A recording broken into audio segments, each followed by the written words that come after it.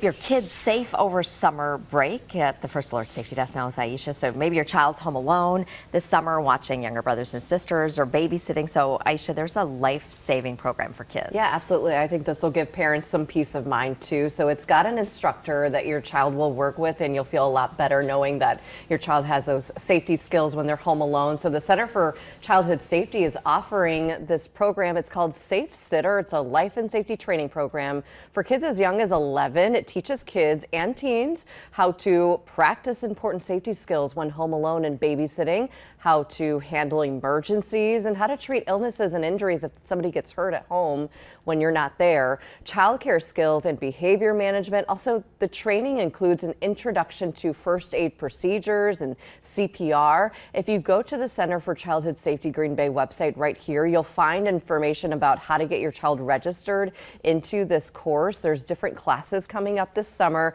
The cost is $70 per child. Students who graduate from a Safe Sitter course receive a completion card, and that just shows they know how to use those skills in situations they come across. And aside from those life-saving skills, your child will also learn important business skills like how to screen jobs, set a wage, and work with employers. We already have that link for you to that registration page at WBAY.com under the Safety Desk tab. Steve.